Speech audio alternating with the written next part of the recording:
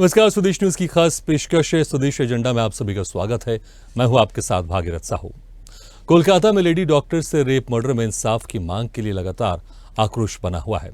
विरोध प्रदर्शन का सिलसिला भी लगातार चल रहा है और इस बीच ममता सरकार एंटी रेप लॉ की ओर कदम बढ़ाने वाली है।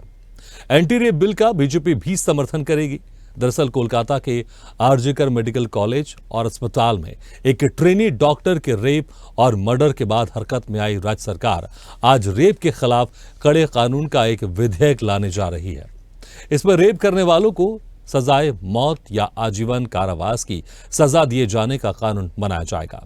हालांकि पश्चिम बंगाल की मुख्यमंत्री ममता बनर्जी ने एक बार फिर प्रधानमंत्री नरेंद्र मोदी को चिट्ठी लिखी है। ममता बनर्जी ने अपनी चिट्ठी में रेप को लेकर कड़े कानून बनाने की मांग की है। ममता बनर्जी ने अपने खत में यह भी कहा कि उन्हें अब तक पीएम मोदी की ओर से लेटर का जवाब नहीं मिला है।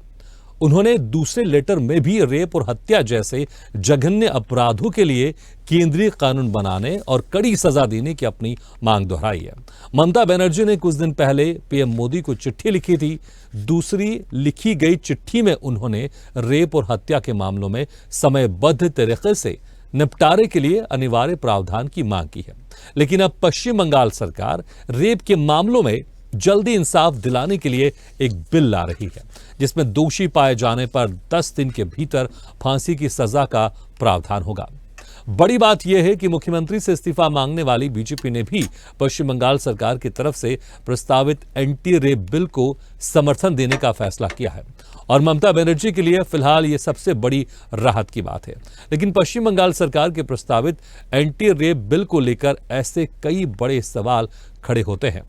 अब राजनीति अपनी जगह है और न्यायिक प्रक्रिया बिल्कुल अलग है और इसलिए सवाल उठता है, 10 दिन में किसी आपराधिक मामले में फेयर ट्रायल मुमकिन है क्या? हम स्वदेश एजेंडा में इसी मुद्दे पर चर्चा करेंगे, लेकिन पहले एक खास रिपोर्ट देख लेते हैं।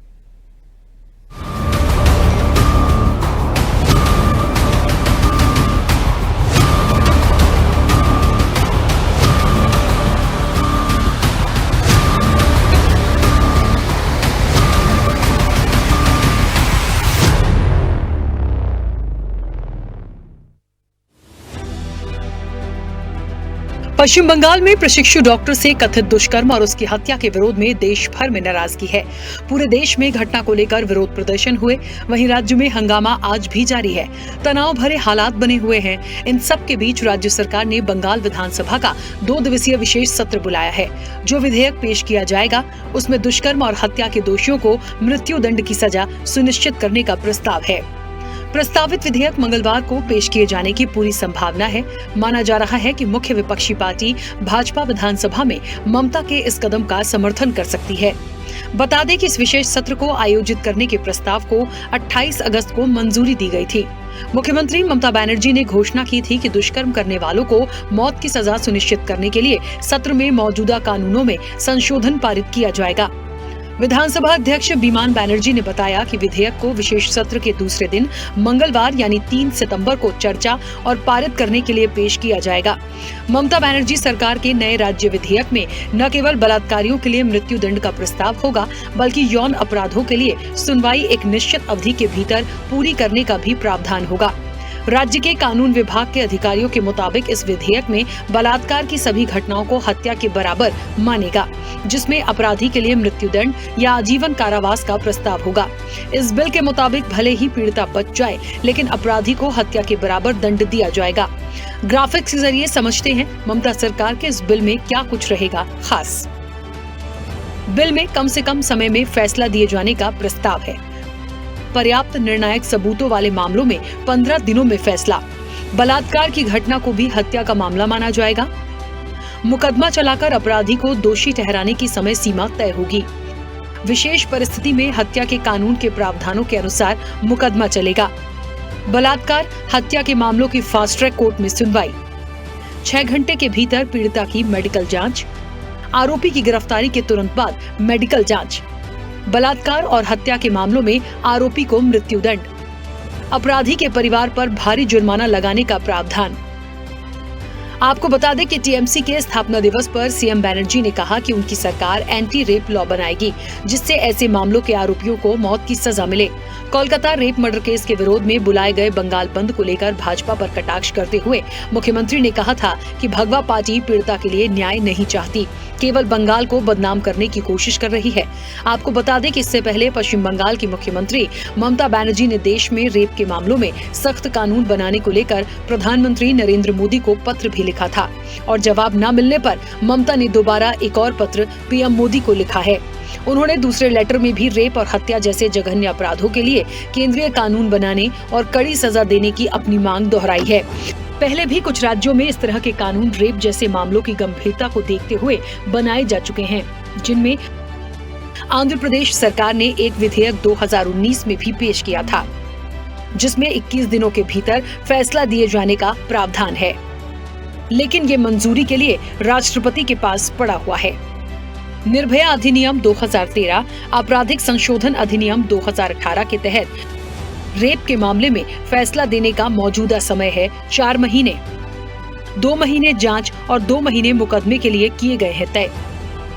एमपी में एक मामले में 3 दिन के भीतर आया था फैसला।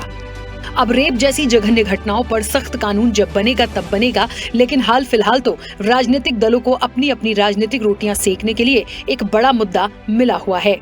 स्पेशल रिपोर्ट, स्वदेश न्यूज।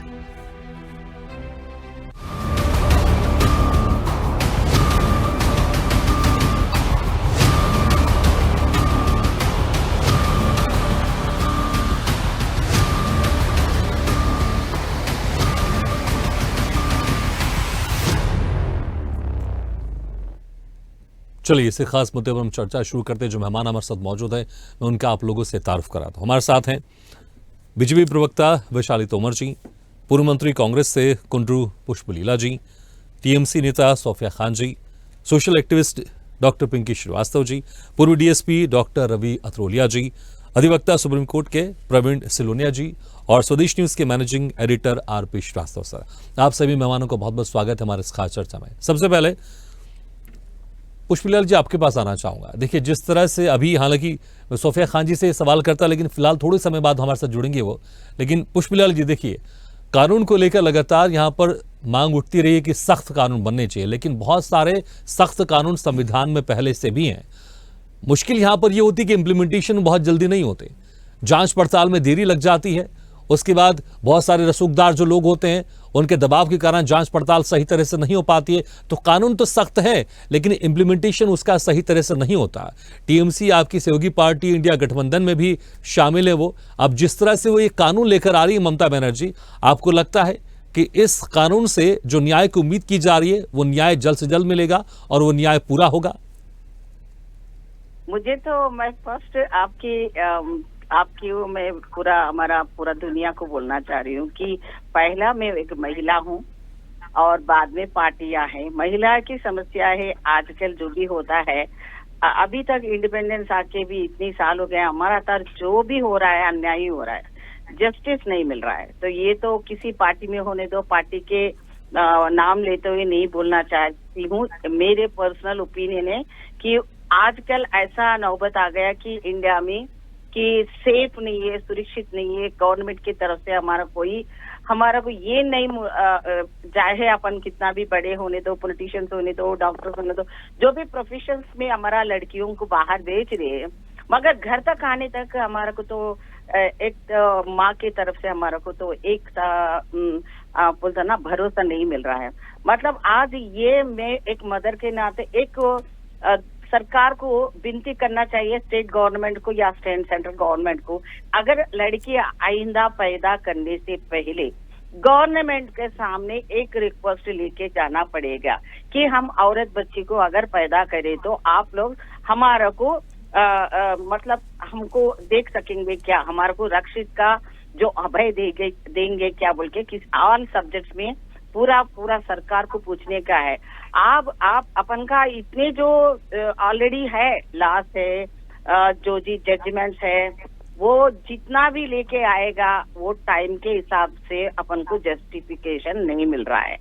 आज ममता जी के बारे में भी आज बोले तो भी, इससे पहले भी ऑलरेडी बहुत सारा सेक्शंस है, सुप्रीम कोर्ट, हाई कोर्ट के बारे में बहुत सारा हुआ है। निर्भया केस आ गया था, ऑल ओवर देश में पूरा जनता को मालूम है। वो 2011 से 2013 तक वो निर्भया एक्ट आने के बाद भी आज भी 6 साल के बच्चे से लेके आज पूरा 60-70 इयर्स का वुमन के ऊपर अत्याचार हो।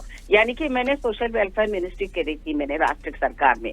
हमारा सोशल वेलफेयर के अंदर अट्रॉसिटी का जो भी है सब्जेक्ट मैं खुद निभाई थी, मगर वहां पर भी मुझे देखने के बाद मुझे ये लगा कि ये भी जस्ट जैसे बोलते हैं ना, कुछ भी फायदा नहीं है। उसके लिए अलग से कोर्ट्स नहीं है, तुरंत एक्शन लेने का व्यवस्था नहीं है और गवर्नमेंट को बिल्कुल नहीं। लेकिन जिस तरह देखिए अभी तक आपने जो बोला कि इस ममता बनर्जी जो लॉ लेकर आ रही है, उनकी सरकार लॉ लेकर आ रही है, एक तरफ मुझे लग रहा है आपकी बातों से शायद आप कह रहे हैं कि ऑलरेडी पहले से बहुत सारे लॉ हैं, दूसरी तरफ आप कह रहे हैं कि एक अलग से व्यवस्था नहीं है, समय निर्धारित नहीं है, लेकिन इस लॉ में समय निर्धारित किया जा रहा है, एक अलग से व्यवस्था की जा रही है।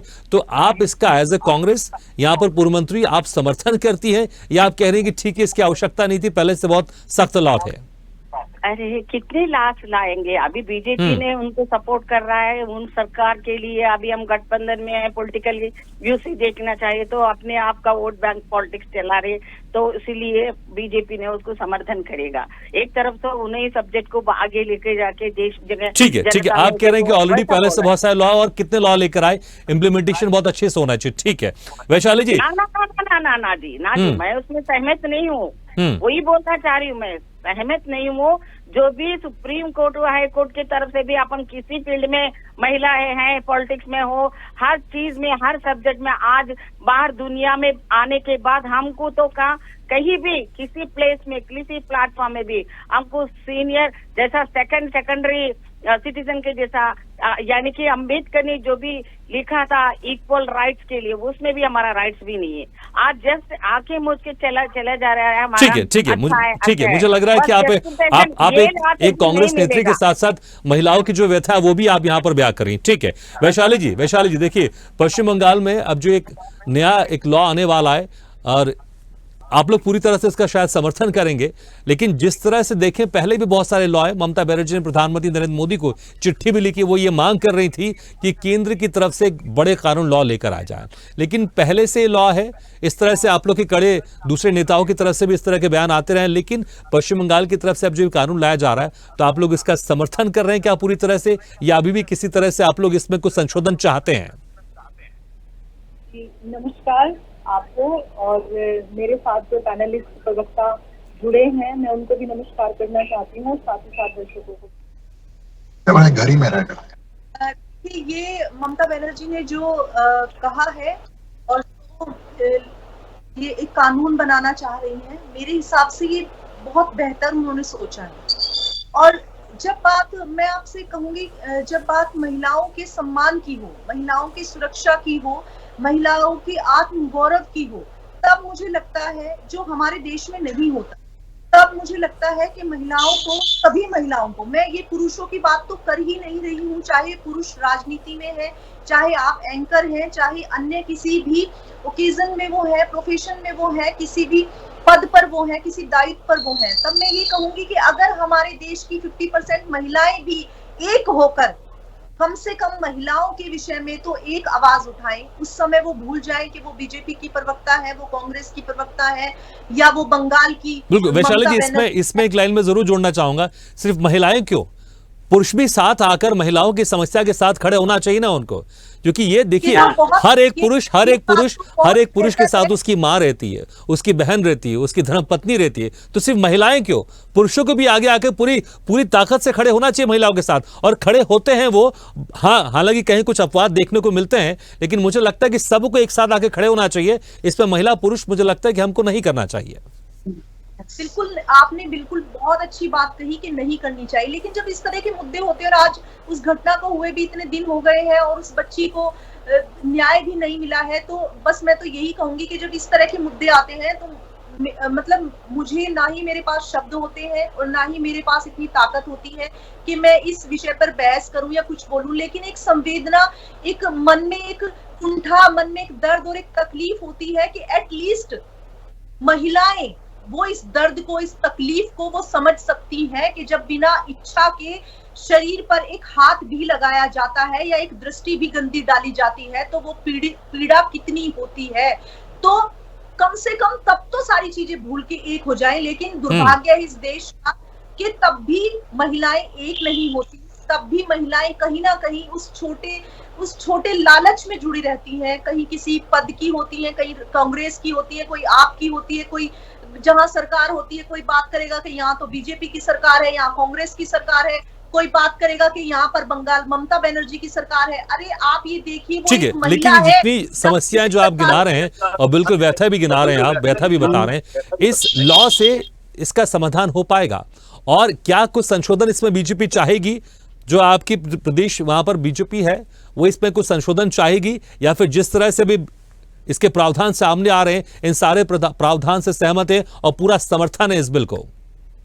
जी बिल्कुल, मेरा पूरा समर्थन है। और बल्कि मैं ये कहना चाहती हूँ कि इस बिल में संशोधन करके और भी कड़े से कड़ा कोई नियम बनाया जाए और कोई कड़ी से कड़ी सजा ऐसी दी जाए कि जब चाहे कोई मानसिक रोगी हो, चाहे कोई भी कैसी भी प्रवृत्ति का व्यक्ति हो, वो इस तरह की मौत उसको दी जाए, उसको छोड़ दिया जाए जनता के ऊपर, जनता अपना पूरा रोष उस पर निकाले।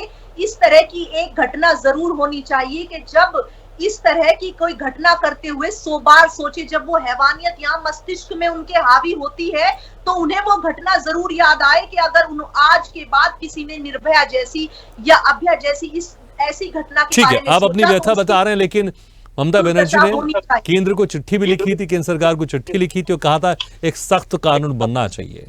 और आप कह रहे हैं कि यहाँ पर जो पश्चिम बंगाल में सरकार है वो लेकर आ रही कानून, इसको और सख्त होना चाहिए।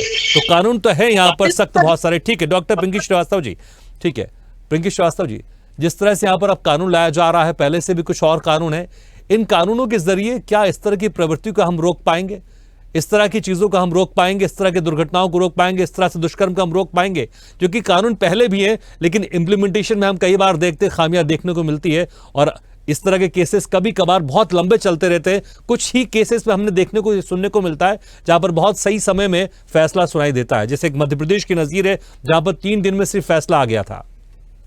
और हमारा तेलंगाना में भी एनकाउंटर कर दिए थे वहाँ। जी जी, इंस्टेंट एनकाउंटर कर दिए थे महिला के बच्ची का एयरपोर्ट की जगह पे, हमारा शमशाबाद की जगह पे।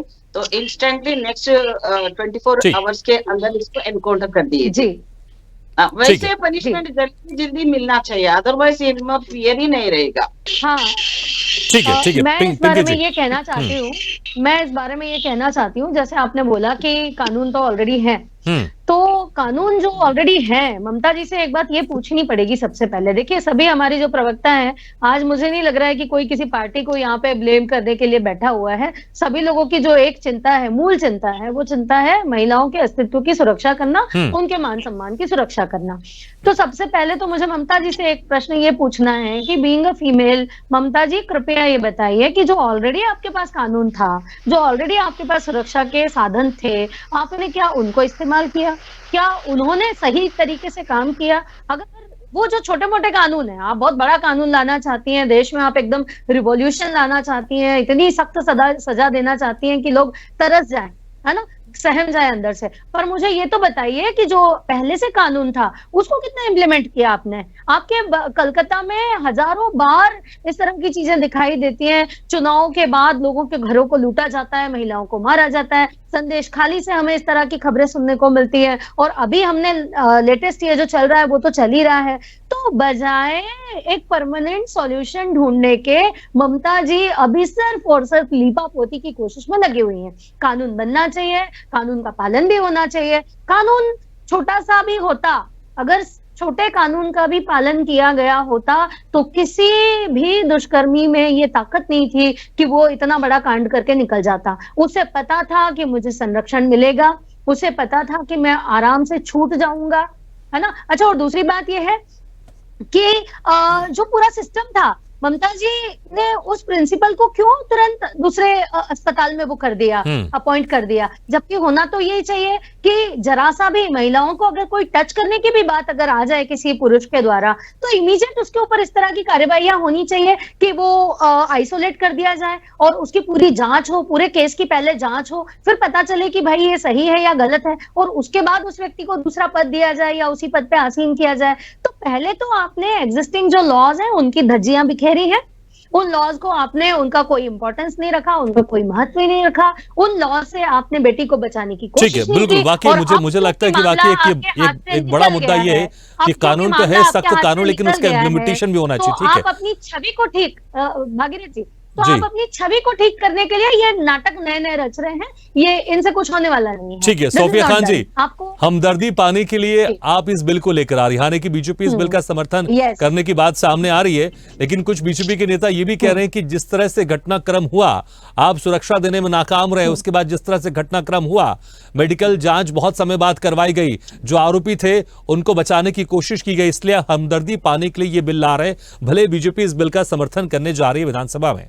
सोफिया जी, मेरी आवाज आ रही है आपको? हाँ जी, आ रही है। ये सवाल मेरे से था ना? हाँ जी। हाँ भागीरथ जी, देखिए सबसे पहले तो नमस्कार आप सभी को, आदाब। देखिए ये जो घटना हुई है इसकी कड़ी निंदा हम डे 1 से कर रहे हैं। 9 तारीख से के बाद से हम जितने भी 11 करोड़ की जनता बंगाल की, उसमें से जितने भी टीएमसी के कर्मी हैं वो भी उससे परे नहीं है। दूसरी बात है, जो लोग भी ये इल्जाम लगा रहे हैं, जो लोग भी कह रहे हैं कि यहाँ पर पहले से कानून थे और वो कानून यहाँ पर लागू नहीं थे, तो उन लोगों को मैं ये जवाब देना चाहूंगी कि कोलकाता एनसीआरबी के रिपोर्ट के हिसाब से 3 साल से सबसे ज्यादा देश के सबसे सुरक्षित राज्यों में से कलकत्ता था। ये घटना अलग बात है कि ये जो घटना हुई है आरजी कर की, ये हमारे आंख खोल देने वाली घटना थी, और इसके बाद ही हम जागे। ममता बनर्जी ने ये महसूस किया कि इस कानून, ये सिर्फ जो प्रेजेंट कानून है उससे कुछ होने वाला नहीं है, लोग भयभीत नहीं हो रहे हैं। अन्य राज्यों में तो मत कहिए कि दिन रात जो है वो बलात्कार के केसेस आते रहते ही हैं। बंगाल में अब धीरे धीरे ये सारी चीजें होने लगी हैं। कारण जो कुछ भी हो वो उसकी जो खोज है वो सीबीआई करेगी, कोर्ट दंड देगा। वो हम कोर्ट नहीं है, हम सीबीआई नहीं है, लेकिन हमारे हाथों में ये जरूर है कि हम असेंबली में बिल पास कर सके, बिल कम से कम हम असेंबली में इसका प्रस्ताव दे सके। तो ममता बनर्जी ने यही किया है, और एज अ वुमेन बंगाल की नागरिक होने के और इस देश की नागरिक होने के नाते मैं उनको सैल्यूट करूंगी। कम से कम उन्होंने अन्य राज्यों की तरह पीठ दिखाकर वो भागी नहीं है, अन्य राज्यों की तरह वो किसी भी तरीके से उन्होंने मुंह नहीं मोड़ा है, अलबत्ता फेस किया है, चीजों को फेस किया है। रेप हुआ है, मर्डर हुआ है, बहुत दर्दनाक हादसा हुआ है, उससे कहीं भी हम पीछे नहीं हट रहे। यस, प्रशासन भी इसमें दोषी हो सकती है, मैं उसके लिए भी नहीं नकारूंगी, मैं बिल्कुल पीठ दिखाकर नहीं भागूंगी। मैं जरूर कहूंगी कि जो भी लोग दोषी हैं, हम उसके लिए, उस दोषी के लिए कड़ी से कड़ी सजा की मांग करते हैं। और सीबीआई, हमारा यही तो मांग है ना कि सीबीआई से हम ये मांग रहे हैं। ऑलरेडी देखिए कोलकाता पुलिस ने क्या किया नहीं किया उसकी जवाबदेही वो जरूर देंगे, लेकिन सीबीआई 5 दिन के बाद सीबीआई के हाथ में कम से कम 20वां दिन हो गया, सीबीआई क्यों नहीं ये सारी चीजों को रिपोर्ट? ठीक है, लेकिन मुझे लगता है उसके पहले का भी जवाब जरूर देना पड़ेगा कि आखिर जब तक आप लोग के हाथ में जांच थी सोफिया जी, उस वक्त कई खामियां क्यों दिखाई दी, और ये बहुत सारे सवाल उसमें जरूर थे। ठीक है, लेकिन इस सरकार की जिम्मेदारी है कि अपने नागरिकों को सुरक्षा दे, और अगर कोई इस तरह के आरोपी है जो इस तरह के दुष्कर्म करता है, उसके बाद हत्या करता है, उसको सख्त से सख्त सजा मिलनी चाहिए, इसमें कोई शक नहीं। रवि अत्रोलिया जी, डॉक्टर रवि अत्रोलिया जी, देखिए जिस तरह से अब ये कानून की यहां पर बात सामने आ रही है, इसमें जो प्रावधान है कि 10 दिनों में यहां पर फैसला आ सकता है, जब पूरी तरह से सबूत हैं, सारी चीजें हैं तो।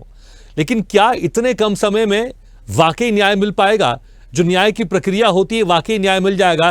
कहीं इसी कम समय के चक्कर में या जल्दबाजी करने के चक्कर में कहीं कुछ अन्याय ना हो जाए? क्योंकि आप डीएसपी रहे, पूर्व डीएसपी रहे, इन चीजों को बेहतर समझते हैं। आखिर समय कहां लगता है? जांच पड़ताल में लगता है या फिर न्याय प्रक्रिया में समय लगता है? क्या 10 दिन में वो सारी न्याय प्रक्रिया संपन्न हो जाएंगी और न्याय वाकई मिल पाएगा, जिस उम्मीद के साथ इस कानून को लाया जा रहा है? जी, मैं पहली बात तो ये बता दूं कि मैं खुद 3 बेटियों का बाप हूं। उनकी शादियां हो चुकी। जब पढ़ाई करी तब मैं भी सशंकित रहता था, क्योंकि माहौल इस ढंग का समाज में बना हुआ है, या हम अपने बच्चों को इतने संस्कार नहीं दे पा रहे हैं कि दूसरों की माँ बहन बेटी के साथ सम्मानजनक व्यवहार करें। ये बात तो सशंक, तो माहौल अभी खराब होता जा रहा है। आरोप प्रत्यारोप का दौर राजनीतिक तौर पे मैं नहीं करना चाहूंगा, इस बारे में नहीं जाना चाहूंगा, लेकिन ये बताना चाहता हूं कि वर्तमान में जो भारतीय न्याय संहिता 2023 लागू हुई है 1 जुलाई 24 से, उसमें हत्या के लिए ऑलरेडी मृत्युदंड और आजीवन कारावास और जुर्माने का प्रावधान है। बलात्कार यदि एक व्यक्ति करता है तो धारा 172 के तहत मृत्युदंड, आजीवन कारावास और जुर्माने का प्रावधान है, और अगर सामूहिक बलात्कार होता है तो धारा 173 के तहत भी ये व्यवस्था है। आप समझिए मेरी बात को। आप कितने भी सपोर्टिंग कानून ले आए, लेकिन जब मौजूदा कानून है और एक न्यायिक प्रक्रिया होती है कि उसका इन्वेस्टिगेशन होता है, आरोपी अरेस्ट होते हैं, फॉरेंसिक जांच रिपोर्ट सब इकट्ठी की जाती है, कोर्ट में ट्रायल चलता है, ट्रायल में गवाह पुरावा होता है, और उसके बाद फिर फैसला आता है कि साहब सजा क्या दी जाए, फांसी देना है तो फांसी अगर दे दी जाती है तो आप देख लें कसाब और ये अपना याकूब मेनन के मामले में कितने साल चला ये मामला, निर्भया वाले मामले में कितनी अपीलें चली। मतलब कहने का ये कि इंप्लीमेंट होने में वक्त लगता है। और सबसे बड़ी बात, आज की तारीख में भारत सरकार के पास कोई भी एक किसी भी प्रमुख जेल में रजिस्टर्ड जल्लाद नहीं है, ठीक है। अब मैं आता हूं दूसरी बात पर कि इसमें जो एक खामी है वो सिर्फ ये है कि हमें ट्रायल में ज्यादा ध्यान देना होगा। अभी अगर आपको याद हो, पिछले दिनों शनिवार को ही डीवाई चंद्रचूड़ साहब ने भारत मंडपम में जो न्यायपालिका के राष्ट्रीय सम्मेलन में कहा है, बहुत प्यारी बात कही है। उसमें होता यह है कि वकील चाहे वो सफाई का हो चाहे बचाव का हो, तारीख पे तारीख लगाते हैं, अनावश्यक मामले को खींचते हैं, अनावश्यक आपत्तियां लगाते हैं। अभी जो बात आई है वो अब व्यवस्था ऐसी लाए कि तारीख पे तारीख वाला मामला ना रहे। दूसरी बात, न्यायपालिका ने एक बहुत प्यारी बात कही है कि आज राजनीतिक पार्टियों ने इसे फांसी दो का आवाज लगाना शुरू कर दिया है। नो डाउट हत्यारे को या बलात्कारी को जिस तरह से काम किया है उसे सख्त सजा मिलनी चाहिए, फांसी जैसी सजा मिलना चाहिए, मैं इसमें सहमत हूं। मगर आज जो सुधारवादी अपराध जगत पर प्रक्रिया चल रही है कि साहब सजा ना दी जाए आत्महत्या की, क्योंकि देखिए मैं एक चीज बताना चाहता हूं, 2-3 मामले बताना चाहूंगा मैं। ठीक है रवि जी, मैं दोबारा आपके पास आऊंगा, थोड़ा समय कम है मेरे पास, 2 गेस्ट और है, मैं समय आऊंगा। लेकिन जिस तरह से आपने कहा है कि कानून तो पहले भी है, इम्प्लीमेंटेशन को लेकर यहाँ पर समस्या होती है। ठीक है, संक्षेप में थोड़ा, हाँ अलग से कानून की आवश्यकता नहीं है। ठीक है प्रवीण जी, ठीक है, बिल्कुल। रवि जी आऊंगा दोबारा आपके पास। प्रवीण जी देखिए, आप सुप्रीम कोर्ट के आप अधिवक्ता हैं, आपने कई केसेस आपके सामने देखे होंगे। आखिर समस्या कहाँ हो जाती है? क्या कानून में समस्या है या प्रक्रिया में समस्या रहती है? अब जो ये पश्चिम बंगाल में नए कानून की बात सामने आ रही है, क्या इससे उस समस्या का समाधान हो जाएगा? मुझसे पूछ रहे हैं? नहीं, प्रवीण जी से। ठीक है प्रवीण जी, आपको मेरी आवाज आ रही है? भगीरथ जी, थोड़ा आवाज में प्रॉब्लम है, वॉइस एकदम क्लियर नहीं ठीक है, इसको ठीक कराते वैशाली जाऊंगा आपके पास। प्रवीण जी, आप मुझे सुन पा रही हैं? हाँ जी, मैं आपको सुन पा रही हूँ। आप सुन पा रही हैं? जी, आपने मेरा सवाल सुना था आपने? जी प्रवीण जी, देखिए आप सुप्रीम कोर्ट में अधिवक्ता है, आपने इस तरह के कई केसेस देखे होंगे। आखिर समस्या कहां पर आती है? क्या कानून और सख्त होना चाहिए या फिर प्रक्रिया में कुछ समस्या आती है? अब जिस तरह से नए कानून की बात सामने आ रही है, यहाँ पर पश्चिम बंगाल की सरकार लेकर आ रही है, यहाँ पर ममता सरकार, क्या उन समस्याओं का समाधान हो जाएगा? और जिस हम न्याय की बात करते हैं, हम एक ऐसे समाज की बात करते हैं कि जहां पर इस तरह के दुष्कर्म करने के बाद हत्या की घटनाएं ना हो, इस तरह के कानून से सारी चीजें खत्म हो जाएंगी, सब कुछ ठीक हो जाएगा। समस्या कहां पर आती है? आप लगातार सुप्रीम कोर्ट जाती है, वहां पर आप देखते होंगे किस तरह के केसेस चल रहे हैं, वहां पर आखिर समस्या कहां पर है और समाधान क्या है? देखिए, जहां कानून की बात हम करते हैं, कानून तो बना हुआ है 2012 के बाद फास्ट ट्रैक कोर्ट स्टार्ट हुई, क्योंकि निर्भया कांड जब हुआ तो सबने फास्ट ट्रैक कोर्ट की मांग की और फास्ट ट्रैक कोर्ट बनी। और अब तक जो भी केसेस चल रहे हैं, रेप केसेस से संबंधित जितने भी ट्रायल चल रहे हैं, वो फास्ट ट्रैक कोर्ट के तहत ही चल रहे हैं। तो मैं कहना ये चाहूंगी कि कानून अपनी जगह सही है, कानून में कहीं कमी नहीं है, कानून में आज भी प्रावधान है, फांसी का ही प्रावधान है। लेकिन हमारा जो प्रोसीजर है वो थोड़ा स्लो था उससे पहले, क्योंकि समय बहुत लग जाता था। और हमने अगर हम निर्भया को भी देखें तो निर्भया को भी 7 साल लग गए थे न्याय मिलने में, क्योंकि 7 साल 3 महीने बाद फांसी की सजा उनको हुई। जो मुलजिम थे, लेकिन बात अब ये आती है कि ट्रायल कोर्ट जो अभी नया कानून आया है 1 जुलाई 2024 से अभी जो नया कानून शुरू हुआ है, तो उसके तहत अब इसमें लिमिटेशन दे दी गई है ट्रायल कोर्ट को भी कि 3 साल के अंदर अंदर उनको अपने केसेस खत्म करने होंगे। लेकिन बात आती है रेप केसेस में फास्ट ट्रैक कोर्ट की, तो उसमें तो 3 साल भी नहीं लगना, वो तो जल्दी ही खत्म होने की प्रक्रिया में आ जाएंगे, प्रोसीजर में आ जाएंगे। बट बात ये है कि जो इन्वेस्टिगेशन का जो टाइम पीरियड होता है, अब जिस तरह से ममता जी ने चिट्ठी लिख के सेंट्रल गवर्नमेंट को 10 दिन के अंदर अंदर फांसी के प्रावधान का कोई कानून बनाने के लिए जो बात कही है, बट ये संभव नहीं है क्योंकि 10 दिन में तो ऐसा हो ही नहीं सकता। और 10 दिन की अगर हम बात करें तो इन्वेस्टिगेशन जारी है, तो सीबीआई की इन्वेस्टिगेशन भी जारी है। सीबीआई ने अभी गुरुवार को स्टेटस रिपोर्ट सौंपी है सुप्रीम कोर्ट को।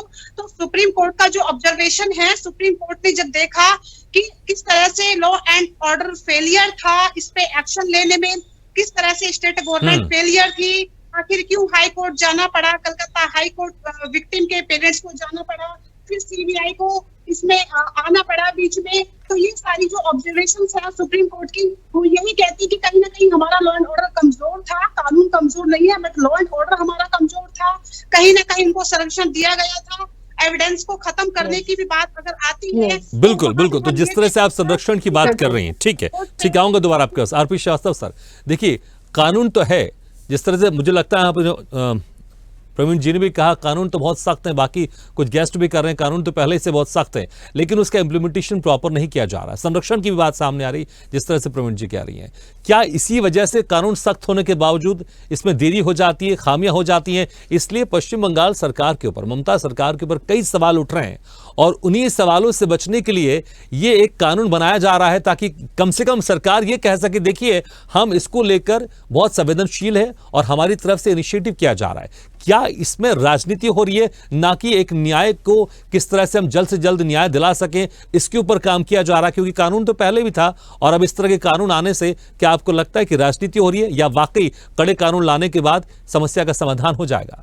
नहीं, 2-3 बातें, हमारी बहनें भी यहाँ पर बैठी हैं पैनल में और सबका लगभग एक मत है कि इस तरह के कड़े कानून होने चाहिए।